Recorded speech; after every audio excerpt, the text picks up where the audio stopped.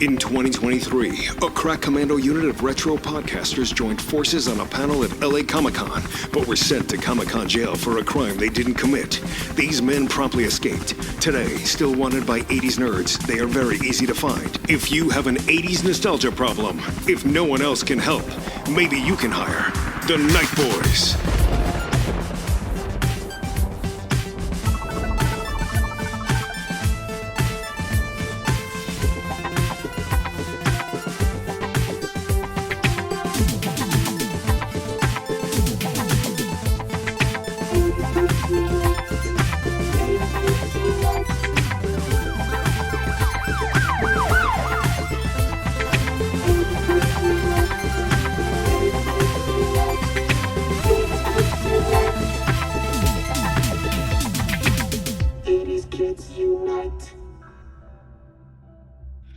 It's 80s Kids Unite. We're back. It's me, Zach. Corey's joining. Diallo's joining. And a brand new day for Night Boy, Wayne Cordova. He's a brother from another mother. He's also the host, co-host with his friend Greg of the Flip City podcast, and a patron for $2 late fee. So Wayne suggested today's topic, which is 80s movie soundtracks. Wayne, thank you for being a part of the Night Boy crew. I'm honored to be a Night Boy. And so thank you so much for having me. I appreciate it. And I think offline, Diallo said he's the closest day for Night Boy because Wayne's back on the East Coast. So yeah, he's closer to night than we are, Diallo. Yeah. I'm in the future. Well, we were just talking about Doctor Who a minute ago. So I saw a good question or something the other day. Like someone was like, okay, if someone is born at midnight on the East Coast, but another person is born at 8:59 on the West Coast, does that mean that the person on the West Coast is older than the East Coast person? That's a good question. That reminds Diallo stumbling with that reminds me of Jay trying to get that joke out at the end of Clerks. He's like, "Oh wait, I messed up." Well, I was gonna go right to Diallo after Wayne because Diallo last month on 80s Kids Unite, he texted me afterwards. He goes, "You know what a really good topic would be for an 80s Kids show?" And I said, "What?" And he goes, 80s movie soundtracks. And I go, "Yeah, it would." And then I hit up Wayne, or I don't know, we were talking about having you on, Wayne, and you're like, "How about 80s movie soundtracks?" And I'm like, "What is going on right now?" And then crazy. Zach, our friends Tess and Chelsea over at the Nerd Twins, Yeah. literally, and again, we have not announced this at all. Just like Nope. 2 days ago, she was like, "Hey, we're going to do an episode on just favorite movie soundtracks," and we were like, "What is happening right now?" It must be in the zeitgeist. That's must so be. weird. That Well, is so weird. This is a summertime episode, and I feel like, there's no bad time for music, I suppose, but the summertime is perfect. It's ripe for soundtracks, and I'm sure when people clicked on this or press play, they're like, "Are they going to talk about Karate Kid? Are they going to talk about Back to the Future? Are they going to talk about?" Did they really talk Who like are that? these people that you There's talk literally two people that talk like that, and I'm Well, maybe related. they're puffer. I'm related to both of them. No, I'm kidding. I'm kidding. That's a Oh, joke. snap. No, snap. No. I wonder, when people saw this headline, 80s soundtracks, they're like immediately going to those favorites. But, Wayne, like when you were thinking of topics for this show, and again, you're a patron, and I encourage everyone to go to patreon.com/$2 late fee or patreon.com/podcasting after dark to support both shows. And you can suggest topics like Wayne. Wayne, what was it about this topic that you're like, I want to do 80s soundtracks? So for me, soundtracks have always been part of my makeup, my DNA when I was growing up. I didn't have a ton of cash growing up as a kid. And so buying a album of a artist was a big commitment, right? Because sometimes you'd only have, 2 or 3 songs on there that you like, and then you'd flip it and pick a couple others. But soundtracks were usually bangers after bangers after bangers. And so for me, I was a movie guy. I loved going to the movies. I would even go by myself as a kid. And the soundtracks were the things that kept me connected to those movies way after seeing them. And so it was kind of like a twofer. My whole rack was full of soundtracks as a kid. And those songs would keep me going afterwards. Yeah. Yeah. How about you, Diallo? What was it about you, like, where you're like, I think we should do this topic? What was it that like popped in your head to make you want to do that? I mean, I was literally listening, like I got in a mood and I was listening to a particular soundtrack that we will discuss later. And I just was like, God, I love this. And that's what made me like, be like, oh, we should probably do this on the 80s Kids Unite. Yeah. Because especially because the time, MTV and I think we talked about it on another podcast. You were talking about what's his name? The soul singer, and he was on the soundtrack for some movie Was it with Rick another singer. Astley or No, it wasn't that. Rick, oh, you said Michael Rick Astley, McDonald? a soul singer. Well, he's got that deep Teddy voice. Teddy Pendergrass. Teddy Pendergrass. Yeah, yeah, Somewhere yeah. I belong. Yeah, from Yeah, Daryl. and Yeah. they started putting that like there was like this mix between the two, and like movie soundtracks started to become a thing. Right. And yeah, so I just have fond memories of listening to this particular one, and then it just I don't know. Yeah, but I also like I'm actually more of a movie score person. Hmm. Like I really love movie scores, but Future there are, topic. Future yeah, topic. but there are a few. Yeah, actually, yeah. Like Yeah, I I mean, go if we do off on movie, that we one. we could do an all John Carpenter movie score episode Yeah. too. Yeah, Oh, yeah, hold yeah. on, hold on. Yeah. Hold on. Yeah, keep it in the bag. But yeah. But there are some soundtracks that I think are great, and I love them because of the way they exist in like conjunction and juxtaposition to the movie itself, and there's Yeah. like different grades and stuff. So I will talk a little bit more about it later when I talk about my pick. But yes, I love movies, and don't.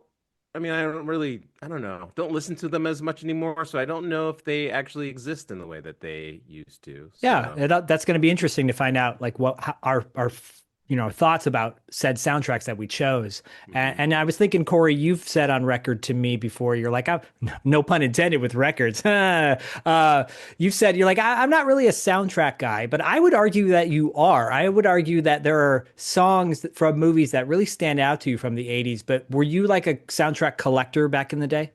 No, I've always been less, auditorially gifted than I am visually. I was always a visual artist growing up. I always liked movies and visual mediums and stuff like that.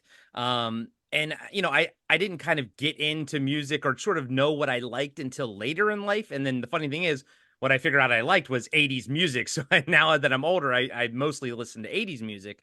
But the soundtrack that I am going to talk about is near and dear to my heart, especially since, you mentioned, this is summertime. It's kind of weirdly the time of soundtracks because this is probably when I would listen to it the most because it's when I would be mowing the yard is Yeah. when I would kind of listen to this soundtrack all the time on cassette tape. Your little Walkman, get that little wire and the The little Walkman wire on the hanging side. down and Yeah. and I was like, and just like I can the smell of fresh cut grass also accompanies anytime I listen to this soundtrack.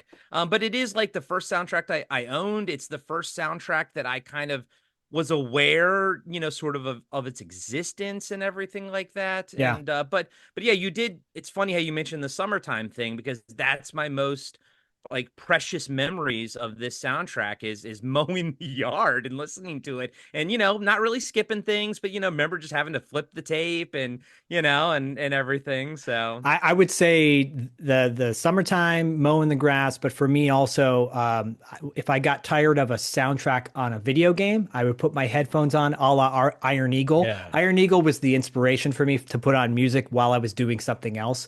And even though I've got a whole rant about Iron Eagle, but I'll save that for an Iron Eagle $2 late fee episode.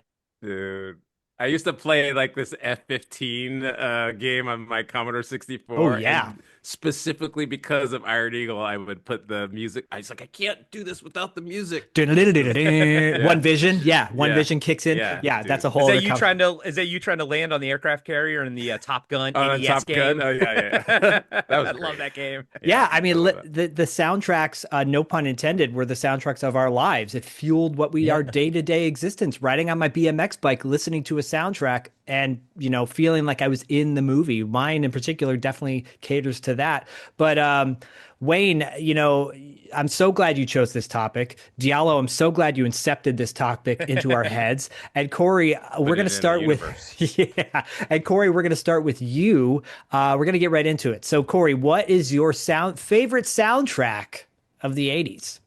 Well, it's for a movie that came out in 1981. It is the first movie that Zach and I covered on Podcasting After Dark, and that is the soundtrack for Heavy Metal, the movie. It's your one-way ticket to midnight. Calling heavy metal. I feel that way. Calling heavy metal. No.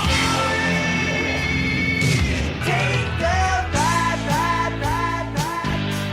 on heavy metal. Music from the motion picture Heavy Metal. 2 LPs on 1 CD. In record stores now. Like I said, I listened to it so much as a kid. Well, I guess first off, I should start when I saw the movie, pretty young. My stepfather was a huge fan of that film, and I remember, always hearing about how big of a deal it was, that it took a while for that soundtrack to come out on cassette and even the movie to come out on VHS, because they had a hard time like sort of locking down the rights and stuff like that. And it's a banger, soundtrack. So I remember seeing the movie. I remember watching it and being told to cover my eyes, obviously during, the sex scene, the big one, with the cabbie and everything. And like all we had was like a quilted, blanket that had these massive holes in the quilt. So I saw everything right out of the gate.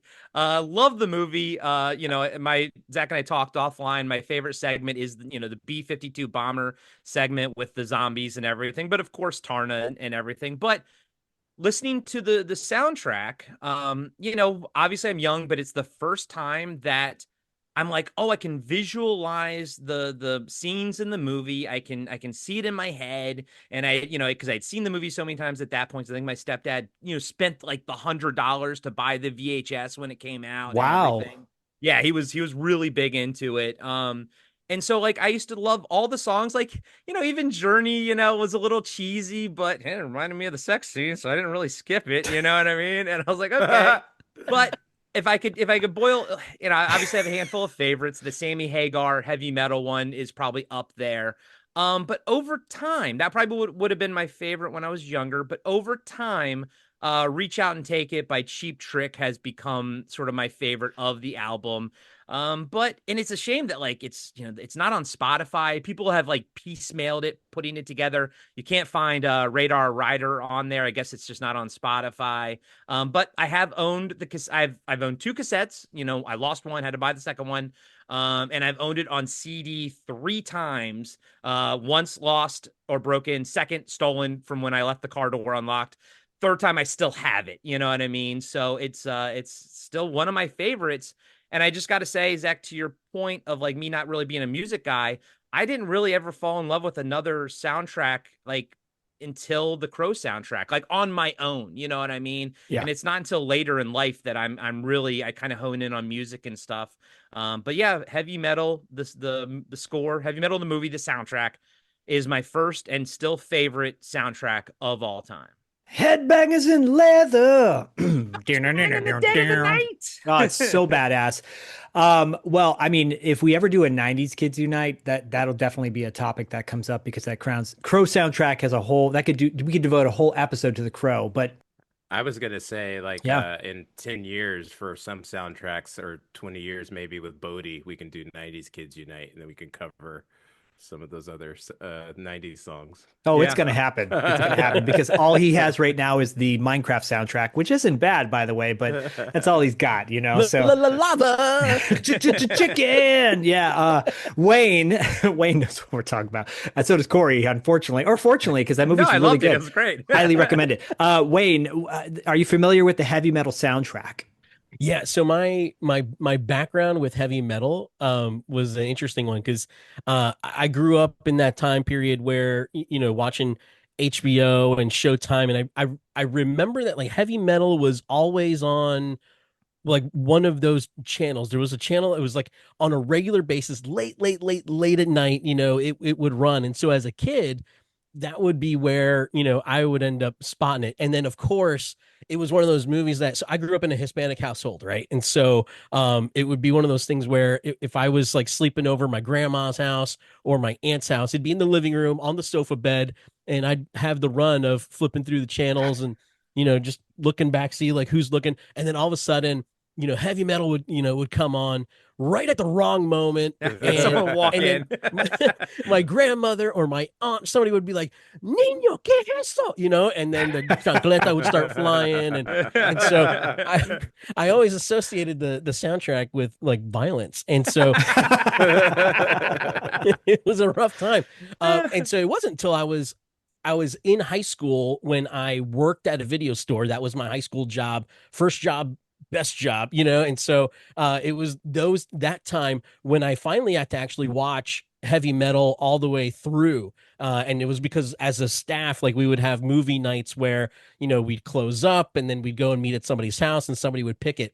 And that was the first time that I really got to experience. And that was in high school is really when I started coming to my own with music and, really kind of defining what I liked, and heavy metal and hard rock. That was at the heart of it for me. And so the soundtrack itself for me was the actual laser disc, because that's what we ended up picking up, Wow. to watch on a regular basis.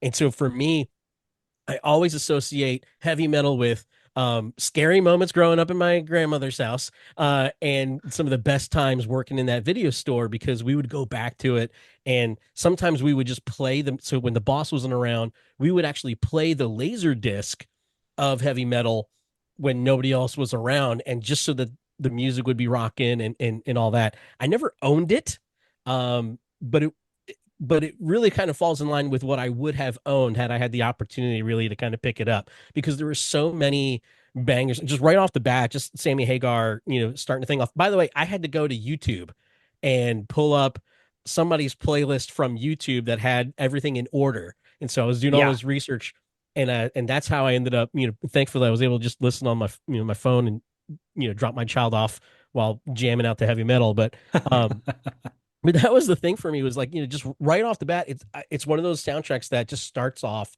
just, in your face and loving it, but it's so connected to so many great, memories to me, that's when all that stuff flooded back. It was actually when I'm listening to the music and I'm remembering Journey comes on, and I'm like, that's the worst part for my grandmother to walk in and see always someone always walked in during that scene. It's like, come on, It's like pro wrestling. It's great. Anybody watches pro wrestling, but they're always going to show up when Trish and Lita are fighting. Yeah. Like, this is what it's about. No, canceled. Sort of. It is sort of what it's about, though. How about you, Diallo? Are you familiar? That's amazing, by the way. Diallo, are you familiar with the heavy metal soundtrack? No, not at all. And you're not. Is this a work or a shoot? No, this is Legit. Is this a shoot? I don't know. Yeah. Yeah, I don't know which one that is. No, I'm serious. I like heavy metal is a movie that kind of missed me, or I should actually more accurately, I would say I missed it. Like I remember distinctly when it was out and whatever, and it just it wasn't in my, even though it was like animated and it was, had that, there was something about it that didn't draw me in. And then on top of that, my parents wouldn't even let us watch Punky Brewster. Not that I like necessarily wanted to watch that, but so I would have had to gone to the movies or whatever. We didn't have cable like HBO. Like I only watched HBO when I was at my aunt's house, who just passed away. Rest in peace.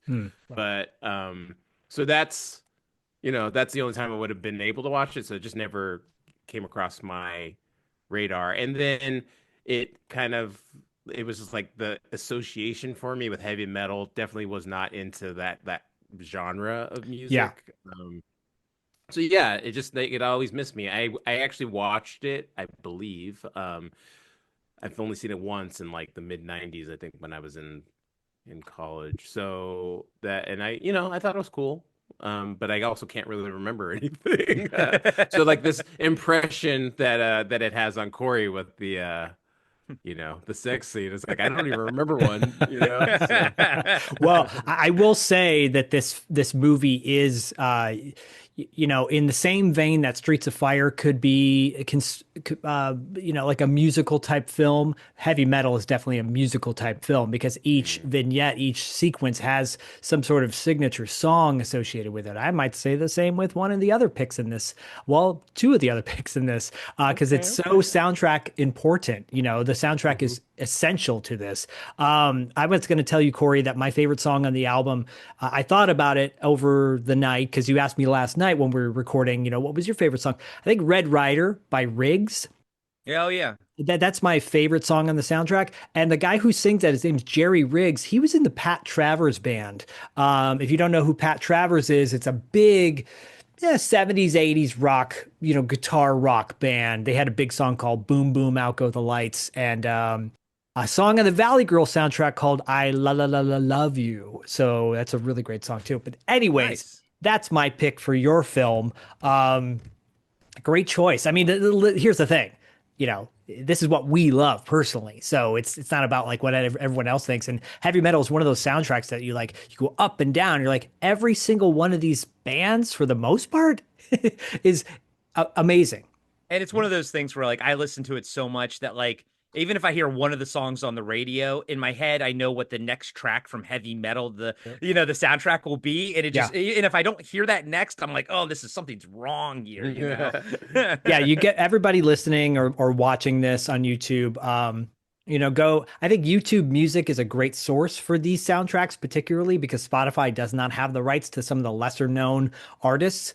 And we all have at least one artist on one of our soundtracks where we're like, where'd happened to that guy, or where'd that guy come from? I use YouTube. I don't use YouTube like at all for anything, but I use it for one thing, and that's to listen to Bump in the Night from the Witchboard soundtrack, because that song is an absolute banger.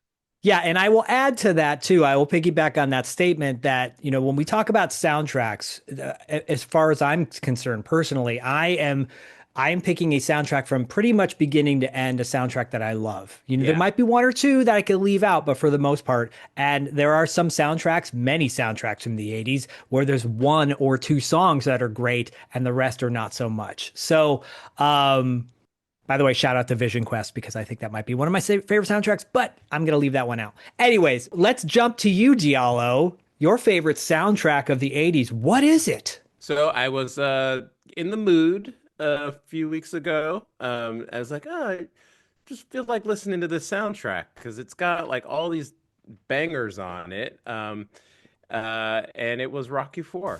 It's the soundtrack for the next World War. Rocky IV. Featuring Burning Heart from Survivor. Living in America from James Brown. Plus hard-hitting tracks from Kenny Loggins and Gladys Knight, Go West, John Cafferty, and more. Rocky IV. The soundtrack is a knockout. Available now at all Pathmark Supercenters. Oh, you mean this one?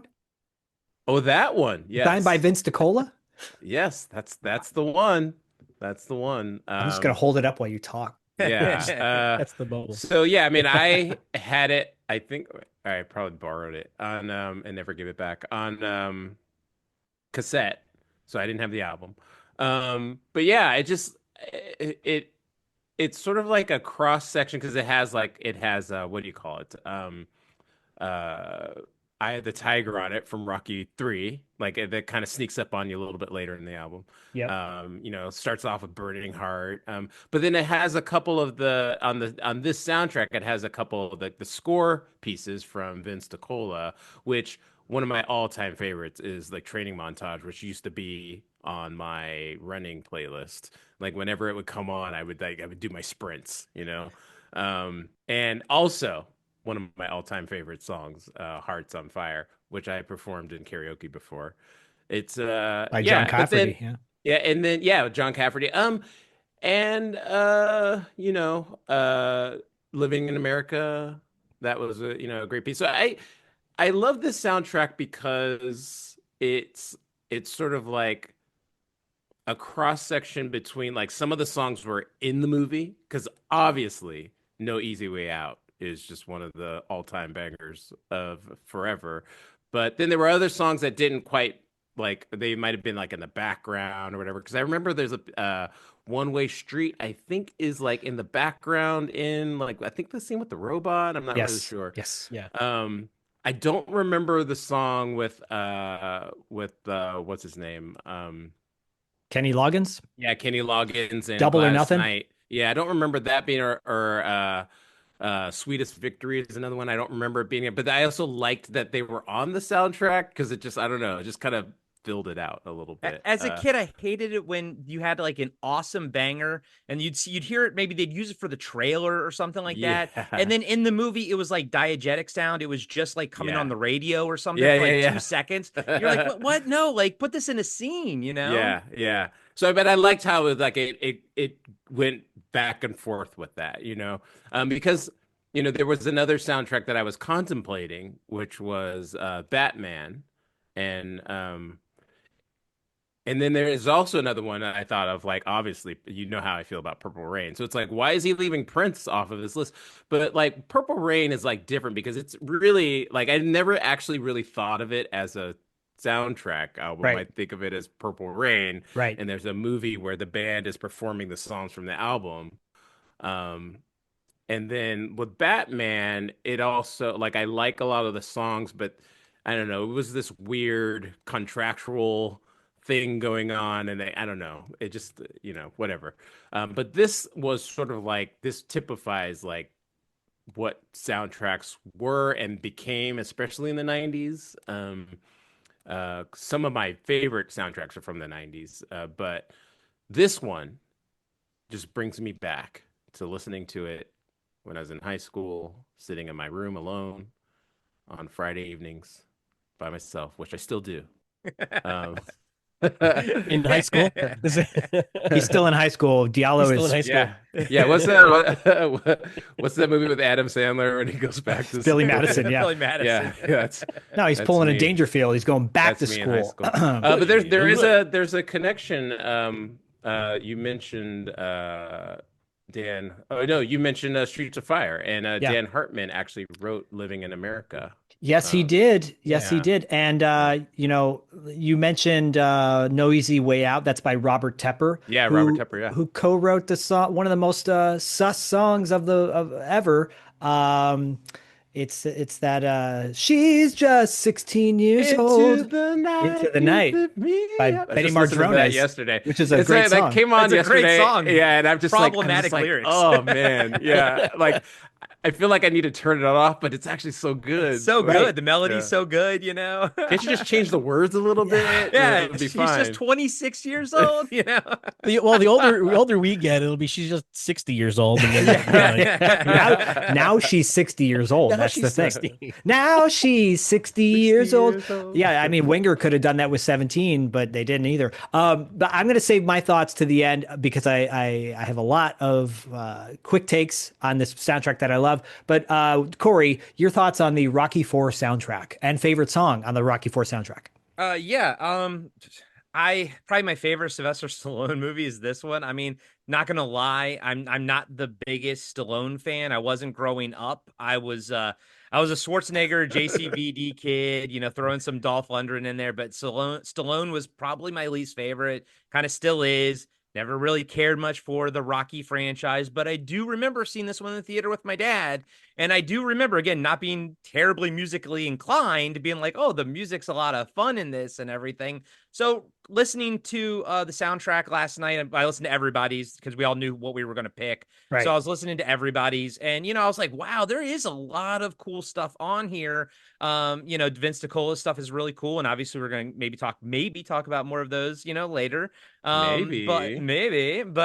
yeah, I don't have much experience with the soundtrack up until recently. So I'll just say that my favorite song, and Diallo, you mentioned, a few of them that were in the runners up and everything.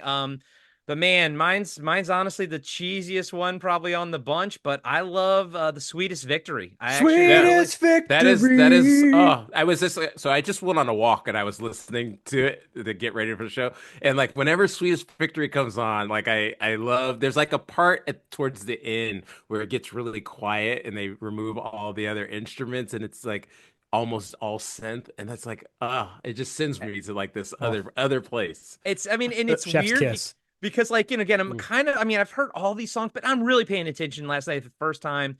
And when Sweetest Victory came on, I don't kind of love how it started, and I was like, oh, this one's not going to be one of the ones I'm going to, think about. By the end of the song, I'm like, nope, this one's my favorite. Yeah. So yeah, that's it. Got a fun fact about that song in just a moment, but Oh, is it Wayne. problematic? Oh my No, God. no. It's Oh no, it's don't cancel it. no canceling. It's more like, well, I'll get to it in a minute. Wayne, your thoughts on the Rocky 4 soundtrack, which may or may not have a connection to your soundtrack. Listen, I was trying to put together a Venn diagram of all of our picks, and three of the four are directly overlapping and connected. They sure are. And so that's the pretty cool thing. But this was my alternate.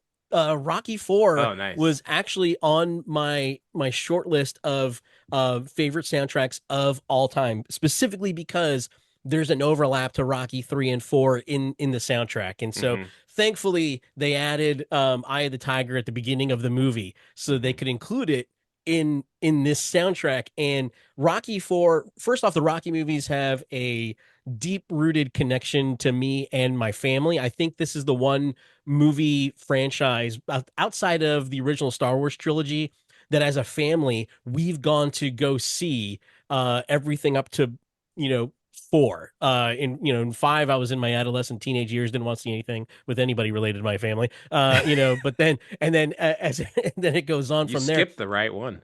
Yeah. But then we go through, that soundtrack alone. I remember immediately going out and getting it when it was out, and then just all of those songs one right after. You talk about it being like your running playlist, and that was on my workout playlist, back when I worked out. But it was it was I don't want to, it's on my eating playlist now. But but the thing about it is, Whatever like, gets you through, whatever gets you through. Whatever You look gets you you look like through it. this. You look like this. I've had a hard decade this year, and yeah, those abs. I have one of them. I have one rock solid one in the middle. And, Hey, we that's all I have need. abs. They're just They're all hiding there. sometimes. Yeah. Broke in there somewhere. But I gotta say, so there's two things. This movie itself plays in my annual. It's in my annual rotation for my July 4th movie film festival that I hold in my living room. And so this movie's in there. Nice. And so I'm actually gonna say this. I have a strong, deep-rooted connection to Hearts on Fire and on No Easy Way Out. But I'm going to say that my favorite song on this album, seriously, since I was a kid to today, is Living in America. I Wow. love this song because this was the first, like, as soon as coming out of the theater, I was singing that song, even though that's the song that's playing right before Apollo dies. But it's just that gets me, upbeat and jazzed up. It gets me ready to have a cookout, have a grill out. When I'm actually on the super highways, I'm singing those songs because I'm on the East Coast and I've done those drives up, and so it's just one of those things where I love it when I'm traveling. I love it when I'm cooking out and grilling. And to me, that's just like it's a celebratory song, man. Even though I don't like the outcome of what happens afterwards in that scene, it's the one song in the movie that doesn't Throw the towel. it doesn't actually connect me to that scene. It's kind of funny. Everything else does, but that one really kind of just brings it out of me, and it makes me happy. So that's the part of Rocky 4 that I enjoy the most. Oh, wow. Wow. Well, I will say, I echo everything you guys are saying. I will say that the Rocky 4 soundtrack might be in top 5 greatest soundtracks of the 80s of all time, because it really, even the songs that you're like, maybe I don't like that song so much, it's still a really good song. One Way Street, I still really enjoy. And I agree with you, Diallo. It's placed in a moment of the movie where you're like, oh, I don't really hear it all that much, but it's there. And same with Double or Nothing, which I think Double or Nothing should have been cranked up. It's a That is one great of my song. favorite songs on the album is Double or Nothing. Double Like, or Nothing, I yeah. love it. Kenny Yeah. Loggins and Gladys Knight. I want to shout out the fact that on the soundtrack, it's Eye of the Tiger. It says this song has been previously released. So I think that's kind of funny because the Rocky 3 soundtrack, others than the Survivor song, it's not so great. It's just, mediocre. This soundtrack and this movie, and I've covered this movie on $2 Late Fee. I've interviewed Vince DiCola a couple times about it. And extensively, this movie plays like a music video. It really does. It's 90 minutes. It's quick. It's done and it's over. Each song, like I said, Corey, with heavy metal really sets up the scene for the most part, it's a classic. It is really a classic. And Vince DiCola is, to this day, I think, one of the most underappreciated composers of the 80s because he formed what our childhood memories are. Like this movie, people often say, oh yeah, the Rocky franchise. I remember that scene at the end of Rocky where, he's calling out for Adrian, but it's really Rocky 4. You remember everything, even the robot. I freaking love the robot. I don't care what anyone says. I think it's amazing. And it's one of it's the best depiction of Paulie. He's not like angry. He's just kind of like this. He's a comedic relief. Dolph Lundgren is the greatest, villain of the franchise, I think, because let's be honest, Clubber Lang was just freaking cool. A lot of people wanted to be Clubber Lang because he's such a badass. I love this soundtrack. I'm so glad you chose it, Diallo, because it is an end-to-end burner, as my wife Kristen would say. And I guess my favorite song, if I had to go with one, would be, I think Sweetest Victory might be one of my favorites too. And that's the thing about Sweetest Victory. It wasn't supposed to be on the soundtrack. Originally, Glory of Love for Karate Kid 2 was supposed to be. I love that song. So Peter Cetera, that song was originally made for the Rocky 4 soundtrack, and it was supposed to play during the credits. That's right. But Sylvester Stallone pulled an audible. I don't know if this is gonna work out, and then he pulled it off, and the rest is history. So there's a multiverse somewhere where it's on the soundtrack. Right. I mean, in the way that it shook out, I actually think that was it would have changed the texture of this album. And I love it for Karate Kid too. That song, every time it comes on, which is like almost every day, Glory of Love, it's like I sing the whole thing, but it does feel more like romantic, you know? Yeah. So I definitely... And that song is integral in the movie. Yeah. It's actually in the score. Yeah. Yeah. So, anyways, that's my little fun fact for that. And wow, great choice, Diallo. Both of you guys. I'm just like, I got my playlist for the whole day. Okay, so Wayne, you may or may not been joking when you said there's a connection between this soundtrack and yours. Would you please tell everyone what your soundtrack is? All right. So this movie is probably one of the most impactful movies that I ever watched as a kid, because it is the first movie I cried watching. It's also the first movie that I saw by myself. And so like I remember having my mom bought a ticket and she went with me, but I think I was 9 at the time, and I said, "Can I sit over there and you sit over there?" And she was like, you probably broke her heart. Oh, I probably did. And I'm gonna have to ask Come her if she on, remembers growing that. up. And I sat in this row, and I just remember watching this movie and feeling every single emotion, because I felt like at 9 years old I'd been waiting for this movie my entire life. And then here it was, and it broke my heart. But by the end of this film, that soundtrack is what I took with me forever. I've owned it in every iteration that it exists right now. And so it is the Transformers, the movie, original motion picture soundtrack. There it is. This one? Beyond good, beyond evil, beyond your wildest imagination. Transformers, the movie. A new evil threatens the galaxy in the hottest summer adventure ever. Be part of it. Enter our ultimate Transformers sweepstakes. Grand prize is this stereo cassette player plus movie souvenirs. Over 100 winners get movie soundtracks or the Transformers hit single The Touch. Get this bumper sticker just for entry. Send a stamped self-addressed envelope to Transformers Contest, Post Office Box 29943, Parma, Ohio 44129. Transformers, the movie. Opens everywhere August 8th, rated PG. Signed by Vince DiCola too? I don't know. The connection between that one and Rocky IV tenuous at best. Yeah, I mean, come on, let's be honest. And then the Venn diagram extends over to the next one. But oh gosh, yeah, that I have I even had the 45 back in when the movie had come out. They had flipped in. They were selling a 45 of Stan Bush singing "The Touch." And then the B side of the 45 was Weird Al Yankovic with "Dare to Be Stupid." And Wow. the whole soundtrack, the thing about it, so not only what you have Stan Bush, singing "The Touch," right? Then you literally have what I honestly I have to say is my favorite heavy metal song of all time, which is "Instruments of Destruction" by Instruments NRG. of Destruction. The vocals at the very end of that song, just when he is just screaming, I mean, that I felt that and I sang that out loud as a 9-10-year-old kid in my living room so often. And then of course you have the, like, literally, by the way, spoiling the movie in the release of the album that came out before the movie, Death of Optimus Prime. Yeah. Right there. That album came out before the movie came out, and it spoiled that whole thing. I think the same thing happened with Phantom Menace. With score. Toy. Yeah. Yes. Well, the score for Phantom Menace had Qui-Gon's funeral or something. Yeah. And everyone's Wow. like, what? It was so what I think, and honestly, one of the songs that I think is the sleeper. It's kind of like the B side to The Touch, but Dare is such a great song. It's such an adventure song that I tie that directly into the scene, where Hot Rod is off and doing. Oh man, fantastic! Yep. Nothing's gonna stand in our way. Unbelievable. Nothing's gonna stand in our way.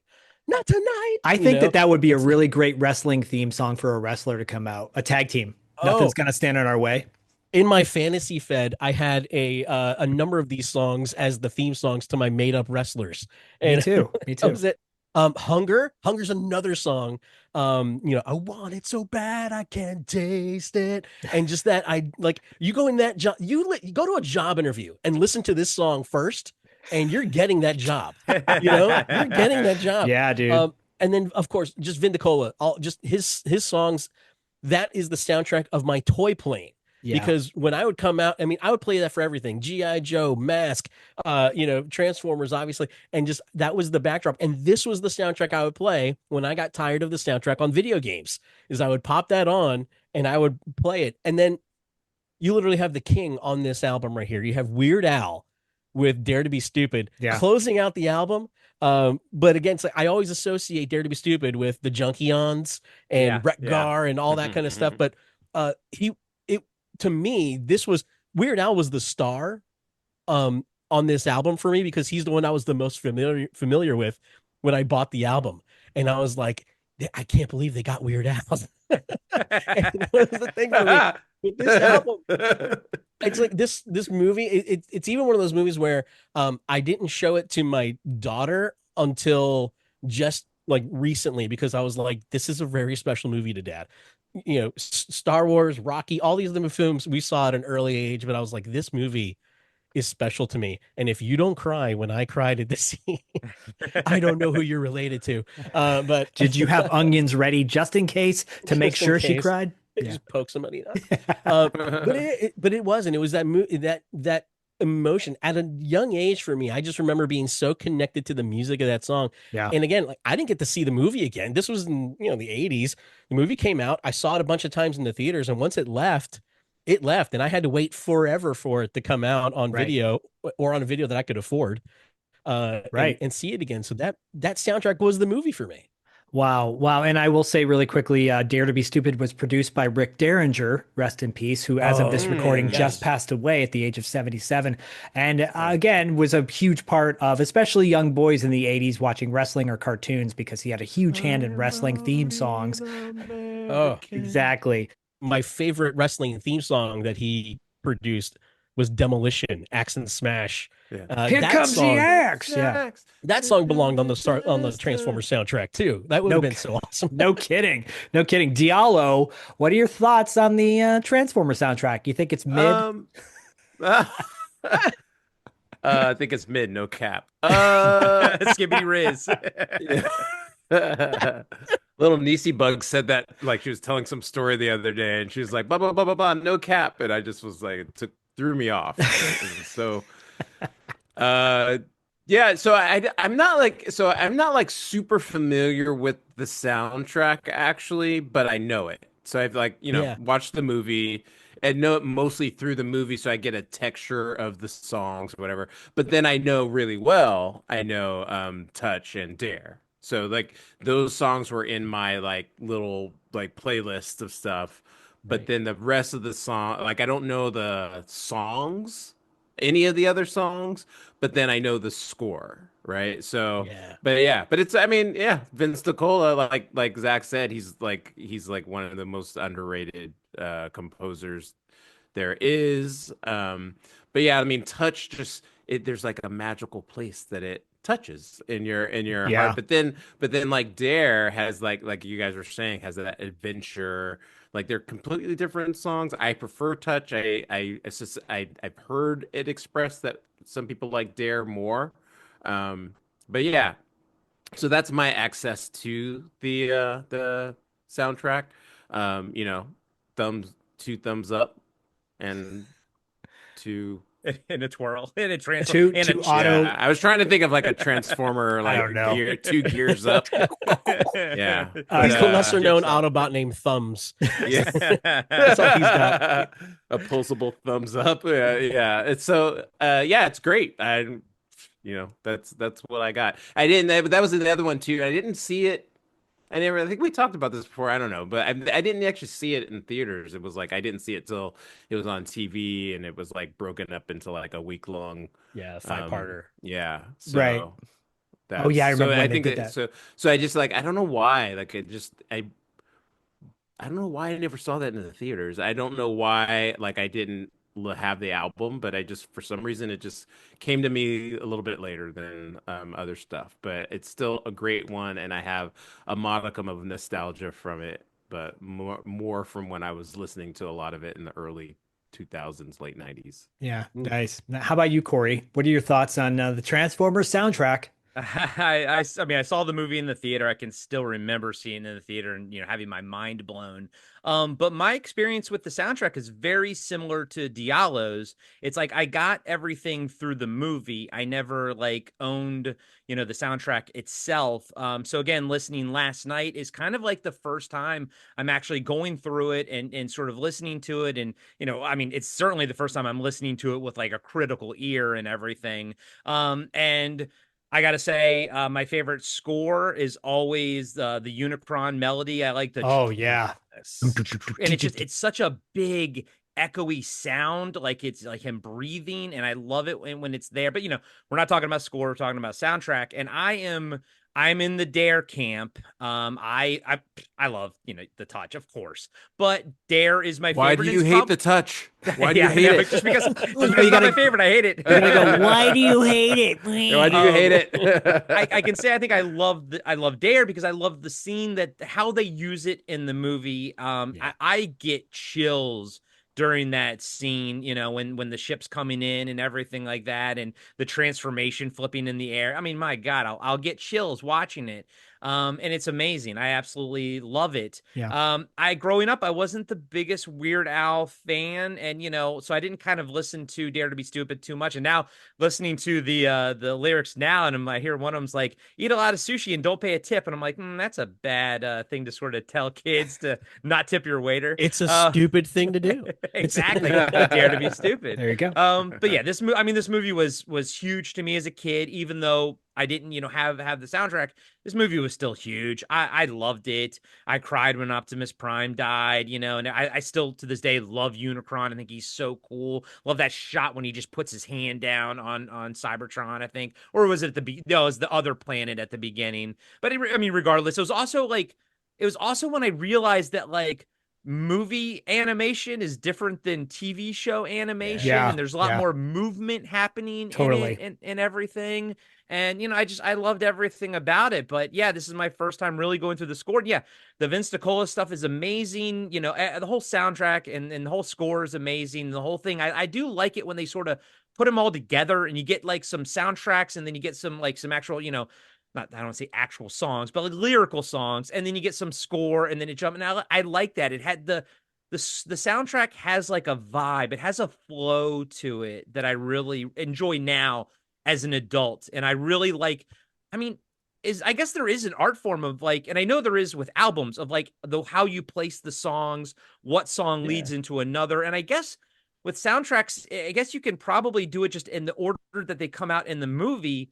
But I think it's probably better to put them in some sort of order that sort of tells a tale. And I think there's an art form to that, One of the things when you talk about the difference in TV animation and movie animation, that was the first time I'd experienced basically like a redo of the theme song. And Yes, so like yeah. when Lion did the Transformers, and it just adds that extra bit. It's like something is watching over you. And I'm like, this is amazing. And that's the thing is like it just felt completely different. And But yet familiar. right. And it's like, oh, this is my Transformers, but it's new. And I couldn't imagine seeing it for the first time like as a 5-parter, because it's like it's such a thing. I wish you had a TARDIS, Diallo. I wish you had a TARDIS. Yeah. And, I mean, I've seen it multiple times, like since, and and I actually prefer it to G.I. Joe the movie by far. Oh yeah, we actually saw it. Like Zach, Corey, were you there too when we saw it at like the Egyptian theater? Yeah, I remember we were at the Egyptian. They did a screening of Transformers the movie and G.I. Joe the movie on the big screen with the actors there as well. Yeah, so I've seen it multiple times, and I love it to death. But yeah, that was sort of my first, and I think I don't know. I had already known about like Optimus Prime dying and stuff. So yeah, it might have been better if I had seen it in real time and cried or whatever. But did you know that the poor response to Optimus Prime dying was the reason why they kept Duke alive by the end of the G.I. Joe movie? It's crazy. Yeah. I did show Duke too. I showed Transformers the movie to my nephew. He's 9 now, so he might have been closer to 5-ish at the time, because I was trying to instill a little Saturday morning, excitement into him. And I showed it to him, and like halfway through the movie, he's like, I don't know who anyone is. Like, like if you go into that completely fresh, he's like, he has no idea who the bad guys are, who the good guys are. He thought it was fun, but he was like, I don't know what's going on. And I was like, funny. Oh yeah, This Unicron guy seems like a nice guy. Megatron, he's a good guy, right? He's pretty cool, right? I was like, ooh, yikes. No. I will tag on to all of this discussion. You guys know how much I love this movie, clearly. And again, I interviewed Vince about it. He talked about how he had a very limited amount of time to record the score for this. That's why some pieces are similar to Rocky IV, especially the Unicron theme is similar to when Drago comes up through the ring in the fight scene against Apollo in Rocky IV. But if we didn't have the touch in this, we would never have that scene in Boogie Nights, which is probably one of the greatest scenes of Boogie Nights, when Dirk Diggler is singing "You Got the Touch" or the touch. So, thank God for that. Also, a guy named Richie Wise produced The Touch and Dare. Richie Wise was the producer of the first 2 Kiss albums. Yes. So he had a big hand in help shape what Kiss is today, whether you like it or not. Dude, yeah, I echo everything, Wayne. It is such a time capsule film. I think out of all of these, it's the one that I hold dearest to my heart as far as childhood memories are concerned.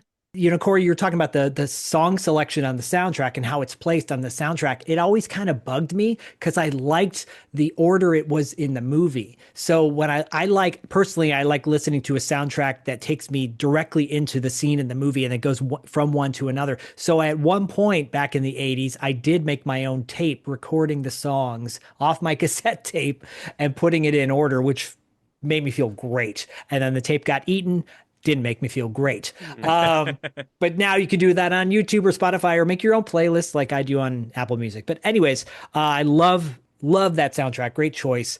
I'm going to take us home with probably the most obscure out of the three with my choice. It's from 1986. And this movie, the movie soundtrack, I feel is quintessential to the film itself, because if you take these songs out of the movie, it's not the same. And it is from The Wraith, which I have on vinyl and cassette.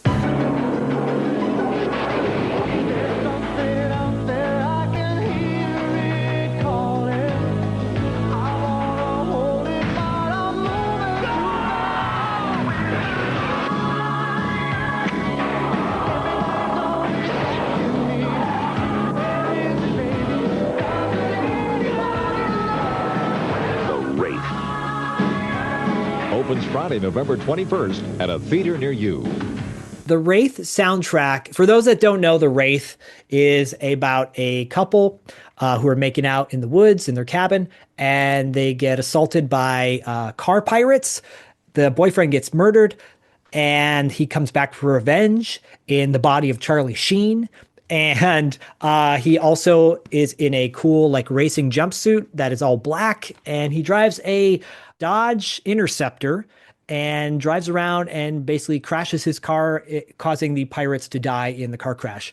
The soundtrack has a connection to both Transformers and also has a connection to Rocky IV, because the opening song, which is my favorite song on the soundtrack, by the way, and I think, by the way, Dare and Touch are like equal to me. I can't pick one over the other, so I'm just going to say both, as Bodie used to say back in the day.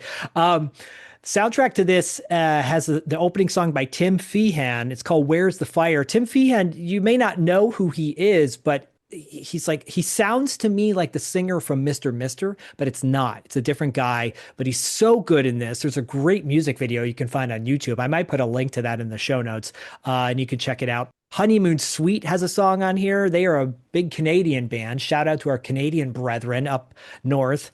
And then Hearts versus Heads by Stan Bush. If you listen to the lyrics of Hearts versus Heads, it's a little sus, as the kids would say, but just read into the lyrics. Yes, Hearts versus Heads, plural, gives you an idea what he's talking about. Hold On Blue Eyes by LaMarca might be my favorite, like, love ballad of all time. That's the one kind of, well, there's two sussy scenes in this PG-13 film if you want to show your kids The Wraith, but there is some nudity in it, and it's Sherilyn Fenn, and there you go. And that's the scene where the song plays, but it's a great scene. There's a song called Young Love, Hot Love. Young Love, Hot Love. It's a quintessential 80s cheese. You got Secret Loser by Ozzy Osbourne, one of my favorite Ozzy Osbourne songs during this time when, like, this was the 80s Ozzy, which mid 80s, which I think for me is my favorite Ozzy. Never Surrender, not the Corey Hart song Never Surrender, but Never Surrender by Lion. Lion on this, different from the Transformers soundtrack, because Lion on the Transformers soundtrack, all capital. In this one, the L is capital, the rest are lowercase. No, all right. And then you've got the song called Bad Mistake, decent rock song. Wake Up Call by Ian Hunter. Ian Hunter was in Mott the Hoople, I believe. And then Bonnie Tyler, Matter of the Heart. If you don't know who Bonnie Tyler is, Total Eclipse of the Heart. And then she's got Matter of the Heart. So you put Total Eclipse and Matter of the Heart, and you got yourself a nice little bookend songs. I love this soundtrack. It's by the Scotti Brothers. I believe there's a documentary coming out about these guys. If not, there needs to be, because it's pretty wild. They produced a lot of the great soundtracks of the 80s, like Eddie and the Cruisers, for example, which is another one I think that could end up on our all-time favorite list. But yeah, I only watched The Wraith on VHS back in the day, and that's where I first saw it. I remember putting the tape in the VCR, and you hear the Lightning Video logo come on, and it goes into the Where's the Fire? That it's perfect. in my opinion. I love The Wraith. Start with you, Wayne. What are your thoughts on The Wraith? Okay, so here's the funny thing. As a listener of the podcasts, right? I came into $2 late fee and podcasting after dark and everything late in the game. So literally in the last 2 years. And so for me, I started doing deep dives into listening. And so when you said The Wraith, I was not surprised at all because all of my listening has been, from binging on the last few years. And so I know your love of The Wraith, right? And so when you said that, I was like, of course he's picking this because I didn't see The Wraith growing up. I saw it because you recommended it. And so Wow. I saw it because I had to do an episode with Zach on it. I remember, and it was like I saw it because I was like, oh, okay, let me check this out. And holy smokes, this I don't know where this movie was my entire life, but it was so much fun to watch in general. But it helped me understand you a whole lot more, Zach, because I was like, this is his favorite film. But it starts off right away so good, and that's Where's the Fire is my favorite song. For me, I think every soundtrack, every album, it's got to start off great. And that was the thing. And that song, the way that it starts, everything is just so of the time. And it's just such a thing where it's like, when was this album? 1986? 1986, yeah. And it was like, that tracks really well. And so for me, that was huge. The Wraith soundtrack itself, so I saw the movie a long time ago, a couple of years ago when you first recommended it, and then I saw it again just recently. And this soundtrack is the movie. It's just like the listening to the soundtrack really does kind of take you through and walk you through this film. And so to me, it's it being from 1986, but being a recent view for me really does make me wish. I was like, man, I wish this was like my video store days. I wish this was one of those times where I could just recommend it to people. I was like, you really want to see something wild? You got to see them. Yeah, no kidding. I know. I don't want to spoil too much because Corey and I did break it down with Dustin back in the day, and it is awesome. I will also mention too, because there are songs in the movie that didn't wind up on the soundtrack, and that's a whole other discussion that we will save for the Iron Eagle soundtrack, because sadly that is one why that did not wind up on our best list. Diallo, what are your thoughts on you? It is on me. It is on me. For me personally, what are your thoughts on The Wraith and the soundtrack of The Wraith? Or just talk about Sherilyn Fenn. Yeah, I didn't even know who she was until you were talking about her on one of our podcasts, and I looked her up and I was like, she's all right. It was a name I had always known, but I just never put the face with the name. And I've still have never seen The Wraith, and so not familiar with this soundtrack at all, even less so than heavy metal. Yeah. But I love the names on it. I do. Hey, that's all you need. All you need. Like, no, it's impressive. Like, Lion, Bonnie Tyler, yeah, and Stan Bush, Ozzy Osbourne. I actually don't know any Ozzy Osbourne songs at all. I don't know one. I know he bit a bat. He didn't. And then I know him from his show in 2000s and the 90s and 2000s. That's about it. Got a wonderful family. Well, if you want to hear some wild Ozzy stories, go read the book Dirt, the Motley Crue story, where Tommy Lee tells some interesting stories about Ozzy on. Was it snorting ants? Snorting ants and pooping in hot hotel rooms. Good times. Wait, he was in Motley Crue? No, but they toured together a lot. Oh, okay. Yeah. Well, speaking of Motley Crue, we got a Motley Crue song on this soundtrack. And so not on the physical soundtrack, but in the movie, Smoking in the Boys' Room, off of Theater of Pain, I believe that's off of. Yeah, and I was a huge Motley Crue fan growing up, and as you heard on the episode, I think that Zach that was our first $2 late fee podcast after dark crossover episode. Yes, The Wraith. We interviewed Matthew Berry, who's in The Wraith, and he's great. Tells some great stories. Yeah. So that was my first time, I think, watching it. And yeah, it was such a fun movie. I very much enjoy it. So I don't have much connection to the soundtrack. Obviously, last night was again one of the first times that I'm listening to it, critically and everything. And gotta say, I'm gonna start out a little bit. I didn't love the Bonnie Taylor song on here, and I love Bonnie Taylor, but this one wasn't yeah. one of my favorite ones. I'm a huge Robert Palmer fan, so I was thinking about maybe Addicted to Love, but Also in the movie, but not on the physical soundtrack. so it's funny because I think I'm landing where you guys all landed, and I'm gonna go with Where's the Fire. I was like, oh, it can't be the first song. I'm listening to the whole album. I'm like, I can't just pick the first song. It sounds like I didn't do the research, but it's true. Where's the Fire is my favorite song on it. And, I actually, I just added it to my 80s Grady's playlist as well, and, obviously it has the touch and everything, but no, Where's the Fire is awesome. But Zach, like, Hold On Blue Eyes, I like that one too. I like a lot of these, on here. It's just funny. I was like, Bonnie Tyler. I was like, oh, I love her, but I didn't quite love that song. Well, that's why it's But real buried at quick, the end. It's buried at the end. So I kind of have that feeling. But real quick, if you're watching the YouTube version of this, Zach has a Streets of Fire poster behind him. That was on my short list. I mean, I knew I was doing heavy metal. You know what I mean? Like, I just knew that I was. But also, too, the Streets of Fire soundtrack is a new discovery in my life, But boy, oh boy, can we just give a little shout out to the Streets of Fire soundtrack, especially Fire Inc. Yeah. All of their songs are just fire. Fire, exactly. And the lead vocalist has like a little Bonnie Tyler rasp to her a little bit, but He does, yeah. I noticed that. I will tag on, by the way, the Ozzy Osbourne song "Secret Loser."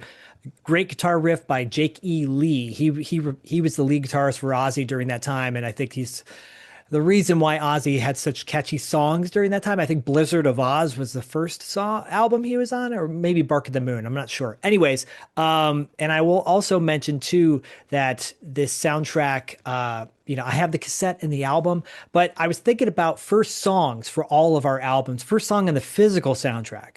Mob Rules by Black Sabbath is the first song on the heavy metal soundtrack. Yeah. The first songs on the other soundtracks, Burning Heart by Survivor was the first song on the Rocky IV soundtrack, The Touch by Stan Bush, and of course, Where's the Fire by Tim Fian on The Wraith. And it's like that first song really has to draw you in. Otherwise, you're like, why did I buy this at the record store for $6.99, I think it's because when I was actually looking up the soundtrack, I did, like, Corey, you kept bringing it up. Like, I found it interesting that there's a lot of songs in the movie that weren't on the soundtrack, and I actually really wondering what's up with that. Yeah. It's one of those things I was gonna bring up is the fact that probably the pet peeve that's more than just the song that's in the movie for a little bit, but it's on the soundtrack. The bigger pet peeve is the song that's in the movie but not in the actual soundtrack. And when that happens, because sometimes you're watching the movie going, oh, this movie's great, I gotta get this soundtrack, and then certain songs aren't on it. And it even happens now, like even in modern time, where I'm like, well, they couldn't pay for this to be on the soundtrack or whatever, but it kind of breaks it a little bit. I've said it before, and I'm sure I'll say it again when we cover the Iron Eagle on $2 late fee. But Eyes of the World by Eric Martin. He was in the band Mr. Big. Eyes of the World is when he's training with Chappie. That song's not on the soundtrack. Also, You're old enough to rock and roll during the Cessna flight scene where he's flying against the motorcycle. That song's not on the soundtrack. And I'm like, those two songs, Rainey Haynes is the singer for that one. She actually went out and like got the rights to the song, and then she was releasing it on her personal website for a while, which was really cool. But I mean, those two songs to me, like couldn't wait to put that Iron Eagle soundtrack in. I'm listening to One Vision. I'm like, yeah, what's the next song? And then it's like, Never Say Die, Iron Eagle. And I'm like, that's a great song. I really enjoy it. But, Well, it's just funny thinking about talking about Wayne songs that like weren't on the soundtrack but are still synonymous with it. Going to the '90s, Starship Troopers, when they put the song number 2 by Blur, like woohoo, it's in the trailer and it's not in the movie, and I don't even think it's on the soundtrack. But like, to me, anytime I hear that song, I immediately think of Starship Troopers, and I wanted that song back in the day just because of that. That reminded me of Guardians of the Galaxy, I think, 2, their trailer, they had a song on the trailer. I can't remember what it is now, but that song was such a banger, and it didn't end up in the movie at all. We could almost have a whole episode on like trailer songs that are great. Because The Watchmen had a great redone of a song or something. I loved that trailer with that song. But yeah, it's like sometimes the trailer music becomes so synonymous with the movie itself as well, even if the music's not in the film itself.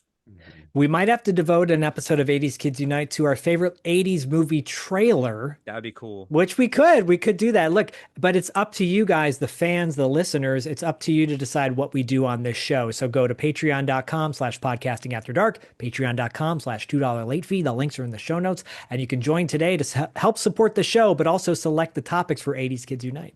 As long as it happened in the 80s, it's all open. It could be, what type of drugs did you use? Yeah, exactly. What kind of charges did you get released from? Flintstone vitamins. It could be anything. I was hopped up on Flintstones. Flintstone vitamins. We might have to do an episode on that for sure. Wayne, you are a part of the Flip City podcast. That's your show. And we'll put links to Wayne's show in our show notes so you can check out all his great content with Greg on there as well.